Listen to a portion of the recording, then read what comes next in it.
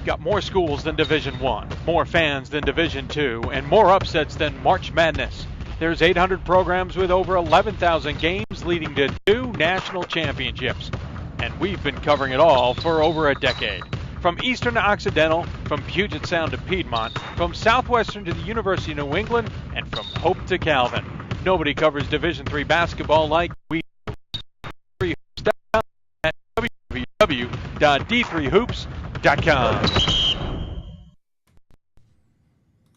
And welcome back to Hoopsville, everybody. Don't forget, you can interact with the show, ask us questions, ask our guest questions at Twitter at D3Hoopsville or hashtag Hoopsville.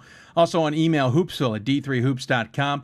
You can also join us on Facebook at facebook.com/Hoopsville. Lots to talk about. Fan Nathan reminding us that Texas-Dallas dismantled Mary Hardin-Baylor and Concordia in a span of 3 days, dominating Mary Hardin-Baylor and beating Concordia by 46. Nathan, we certainly did spot that, and Texas-Dallas will be our guest coming up in the near future. I can assure you of that.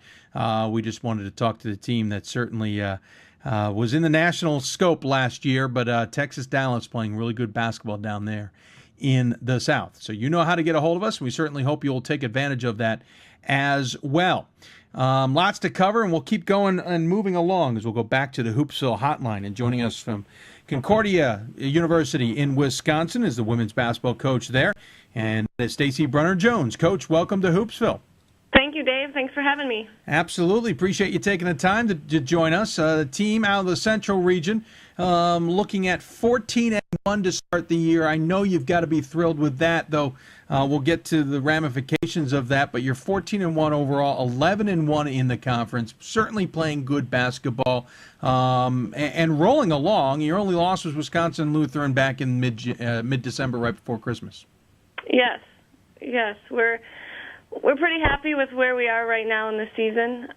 Obviously, with that loss with Wisconsin Lutheran, they're always our toughest rival. But we have 3 seniors, and I think that's a big part of why we are 14-1, and just couldn't be happier with their play and how the team is progressing. Yeah, you mentioned the 3 seniors certainly playing good basketball. This is a pretty deep team, though. You've got a handful of juniors, a number of sophomores and freshmen. It seems like this is the perfect year for those sophomores and freshmen to really get a grasp of what this team's all about and keep it at this type of level for a while to come. Hopefully, and I believe the 3 seniors are doing such a great job of just leading, on the court and off, and our sophomores have been really good for us. Sometimes we get in that sophomore slump, and they've been playing well. Well, you're led by one senior in Katie Luth, 14.8 points a game, hauling in 7+ rebounds a game. She also hands out 2 assists a game, just in case she wasn't doing enough for you, and steals nearly 2 balls a game as well. Certainly, that's a nice sign, but it's a sophomore finishing second right now on the scoring sheet at 12.8 points a game, and Megan Conan, and a freshman in Tori Rickers. Oh, I like that better. Rickers at 12.6 points a game. I mean, you talk about the seniors leading, but it's when a sophomore and a freshman are stepping up on the stat sheet that, as a coach, you've got to be thrilled with.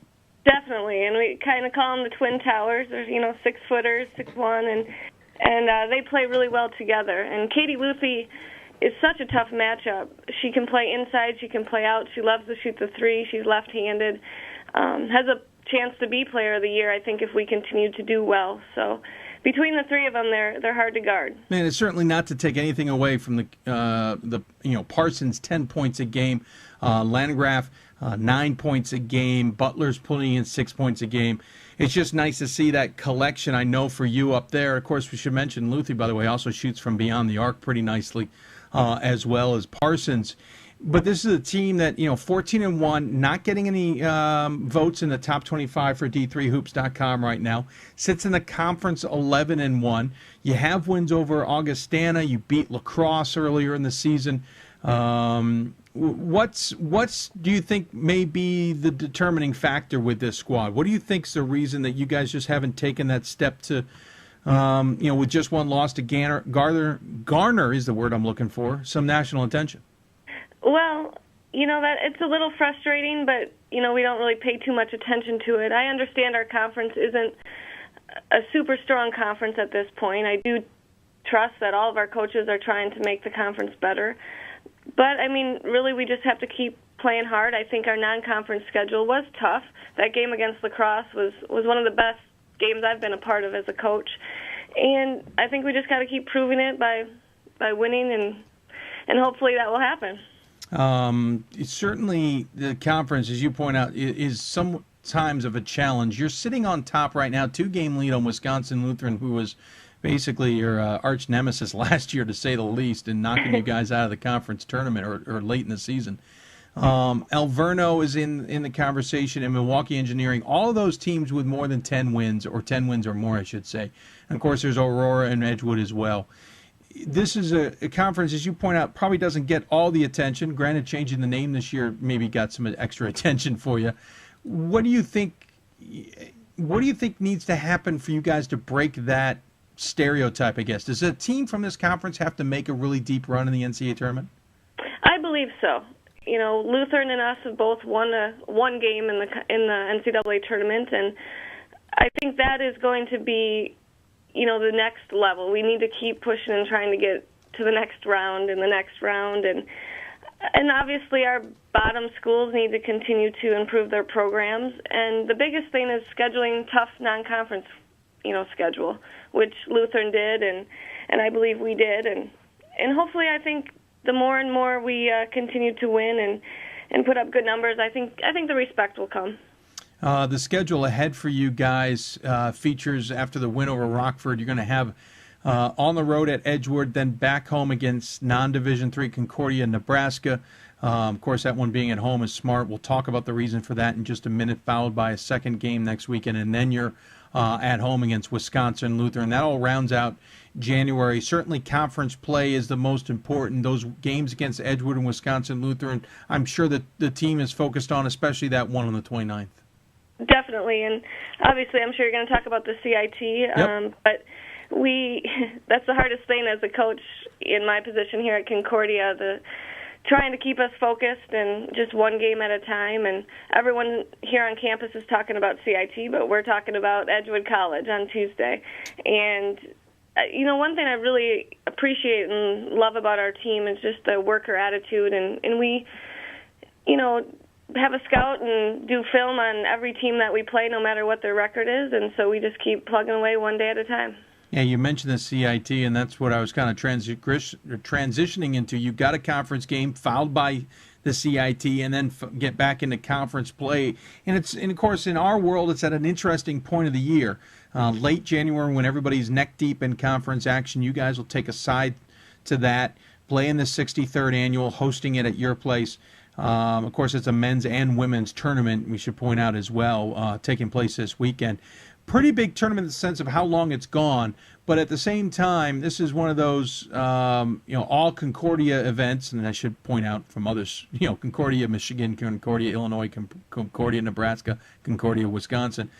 How hard is it as a coach to gear your team up for something that's very different in the realm of this type of year? I mean, this is the kind of thing that usually is, early to mid-season.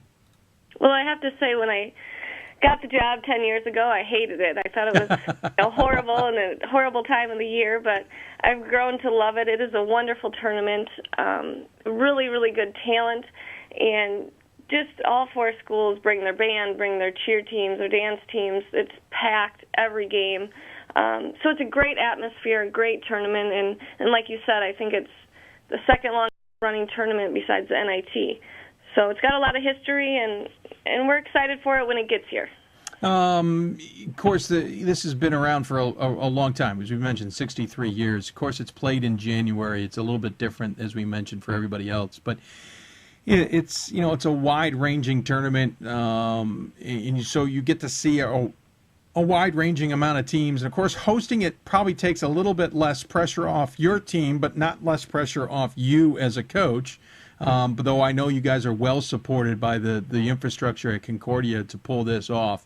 So while you're looking forward to it, how do you keep the players kind of in focus that, hey, we do have this game on Wednesday we got to take care of before we play two games on Saturday. Then we got to get back in action next Wednesday.